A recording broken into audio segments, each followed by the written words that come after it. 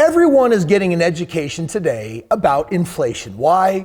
Because their money is losing value. Literally, the prices of everything is going up, but your income is not. And so today we want to explore what are some of the best hedges against inflation. I'm going to tell you right now that in this economy, I got a lot of people that are transferring their money into gold because guess what? This is what doomsday preppers do when they're afraid that it's going to hit the fan, because they know that gold actually goes up in value, especially when things get really scary in the world.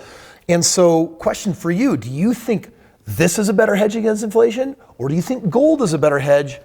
Or is there a third option? Let's find out. One shot, now the future is yours. Go! I'm turning dreams into reality. Yeah. It's one shot, now the future is yours. Go! The government may have introduced the inflation that we're living in today, and you know what? It's only going to get worse. And the government has also attempted to provide a solution. All the way back in 1997, they created a special type of security, a bond that you could purchase from the government that would actually move with inflation. And you know what? Recently, I had someone reach out and say, Chris, I'm thinking about putting my money somewhere where it can be safe from inflation. Is this a good idea? And in today's video, we're going to talk about what's going to happen with inflation to cash. We're going to talk about gold. We're going to talk about this. And then at the very end, I'm going to share with you my secret weapon on how I not only fight off inflation, but feed off of it. All right, so this is the question. Is there a secret way to store money against inflation? Well, that is what we are going to explore today. And it all comes back to understanding first what inflation is and how it ruins your savings. Like, think about this. You work your butt off. I work my butt off. You finally get some money in savings, and then there are these economic forces and things that happen in the world that decrease the value of your dollar. What it looks like in real life is gas prices go up, clothing prices go up, bread prices go up, milk prices go up. Everything becomes more expensive, but that doesn't mean that like my dollars have grown in my bank account. I just can buy less stuff. That's what inflation is. Inflation is the decline of purchasing power of a given currency over time. Anytime your savings don't grow at the same rate of inflation, you will effectively lose money. And by how much? Well, I'm going to tell you over the last 100 years, inflation has averaged around 3%, which means that if you put $100 in the bank account, in a year, it's going to feel $3 less, or it's going to feel more like $97. Now, we can all tolerate 3% inflation because it is a problem with the dollar. It's not a great store of value. That's what we all live with. But did you know that inflation has more than doubled and is currently at 7%? And did you know that inflation is actually on the rise? If it continues growing at 8, 9, or 10% over the next couple of years, then over the next 5 years, can you imagine what would happen if you lost 10% of the value? Let's just say this represented what you had in your savings account. And all of a sudden, this year, it was worth 7% less. Next year, another 9% less. The next year, 10% less, and it held there for a couple of years. That means in 5 years, you could literally lose half of all of your money and its buying power. And yet you worked your butt off your entire life to have this, and now it's been eroded. This is something you cannot afford to ignore. So I mentioned back in 1997 that the government said, you know what? Inflation is a real market force, and if it gets real bad, it would be cool if we had some of our financial instruments that were protected against it for consumers. You see, when the government needs money, what it does is it sells treasury bonds. And currently the average going bond rate is only 1.8%, which means that if you bought up these government bonds, you would earn every year somewhere around 1.8% on your money. The problem, though, is that if inflation is at 7%, then you buy the bond and you're still losing 5%, 5.5% on the value of your money. And that's why in 1997, the government said, this is our solution. We're going to call it a Treasury Inflation Protected Security, or in other words, a TIPS. Investopedia gives us a really good definition of these TIPS. Treasury Inflation Protected Securities are a type of Treasury security issued by the US government. TIPS are indexed to inflation in order to protect investors from a decline in the purchasing power of their money. As inflation rises, rather than their yield increasing, TIPS instead adjust in price, principal amount, in order to maintain their real value. Now, on the outside looking in, this actually looks kind of interesting, right? I mean, hey, if my typical bond is designed to pay me 1.8%, but then the government has, let's say, 7% inflation by virtue of the fact that they increased the money supply 40% over the last year and a half. And maybe that's part of the reason why we have a problem, because they're like, we need more, let's just print it and send it to people. There was no way that was ever gonna catch up and be a horrible, horrible idea. Yes, it's horrible, this idea.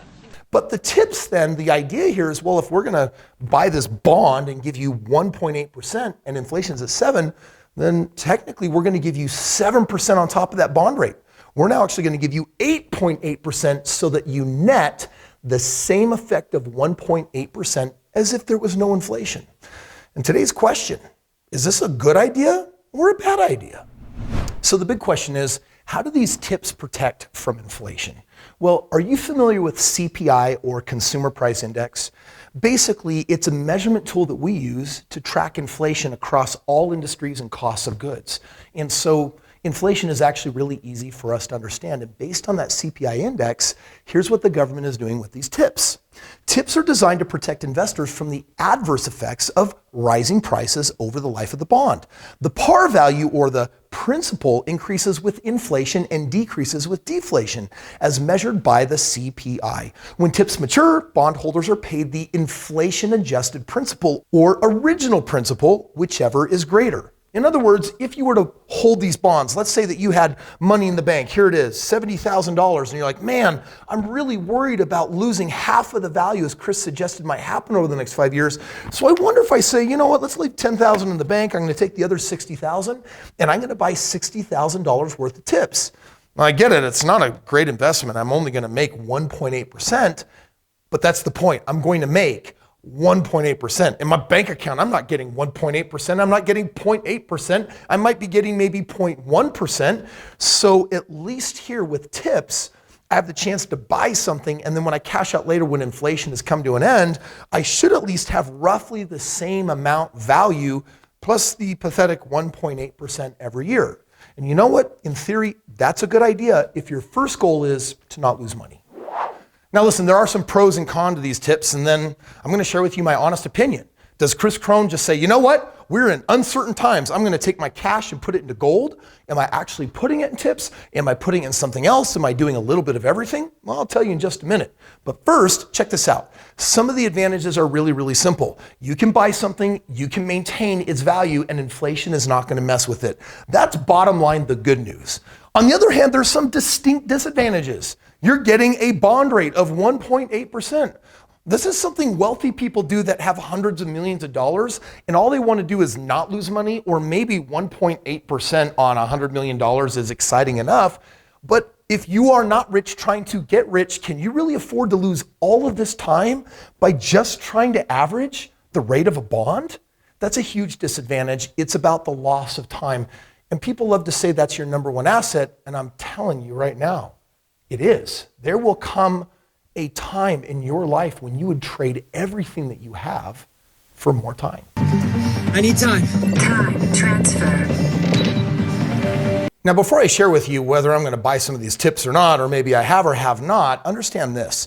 You can buy tips directly from the U.S. Treasury's Treasury Direct website with the minimum purchase of $100. You can also typically buy them through your broker. There are also several mutual funds and ETFs that invest in tips and other inflation-linked securities that you can buy and sell like ordinary shares of stock. But let me depart for a moment and share this other idea with you. You see, in the financial world, you're being exposed to things like 401ks and IRAs and S&P 500s and indexes and mutual funds, but really there's no diversification. They're all the same thing. It's someone saying, let's take the average of all of these large companies that have already made it, they're safe, secure, they've already had their heyday, and let's take the average of their success, and you know what? Let's just take their growth and let's just give you an average spread on it. And the result is always a single-digit ROI. Now, if your goal is to earn a single-digit ROI on your money, then this is probably a really smart thing for you to look at. But if you have fifth grade education and a calculator and can basically forecast your financial future and start thinking things like, at the rate that I save and set money aside, if I grow it at a single-digit ROI, the compound interest is outright boring. As in, it's not going to multiply very many times. In fact, my money might only double, triple, or quadruple in my life. And at the rate that I'm saving, that means I'm going to have a really sucky retirement. So I should ignore all of this. If all it's going to do is produce a single digit ROI outcome, I got to figure out, baby, how to get the double, triple, quadruple digit ROIs. Sometimes we get lost in the weeds of the investment strategy and vehicle itself. For example, when I say real estate, how do you feel? There's a lot of people that get turned off. They think, I have to become a landlord. That sounds really hard. I'll probably need a lot of money to get in the game. When in fact, none of those things are necessarily true. When I say real estate, do you know what I think? 25% ROI up to 100% annual ROI. Now, what does that mean? It means that I can double my money in a few short years instead of decades with some of these other vehicles.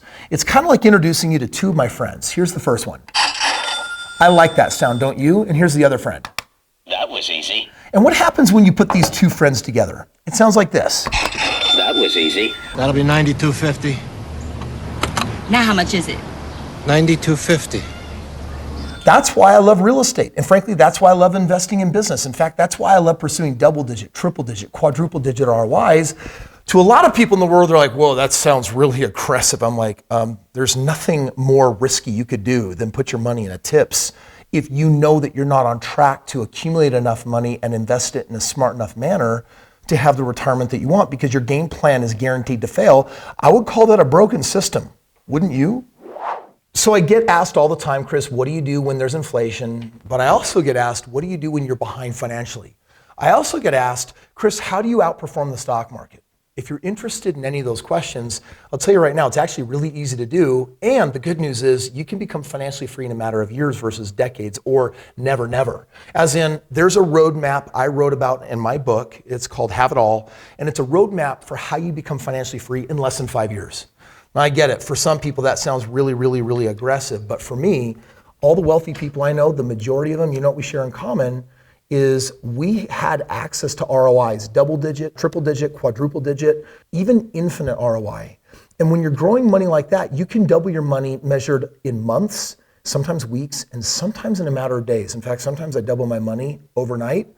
And no, that's not exaggeration. That is something that I've experienced many times this year already so far.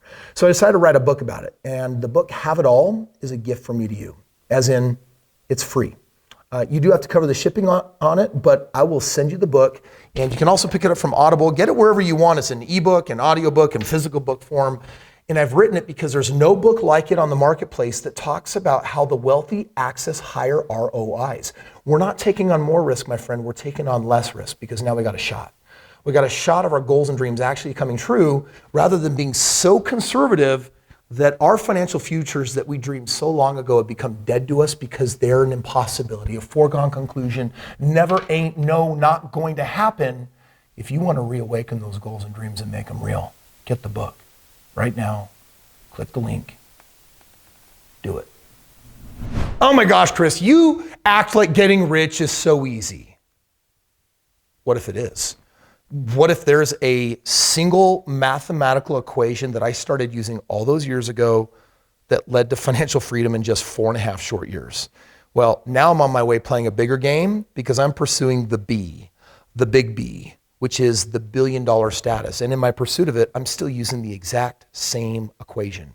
If you'd like to know what it is, you don't have to have beyond 5th grade math to understand it, but it will change your perspective on how to produce wealth. Watch the video right here. Hi, I'm Chris Crone, and I'm your wealth coach. Yeah, you're going to plug the only equation. Yeah.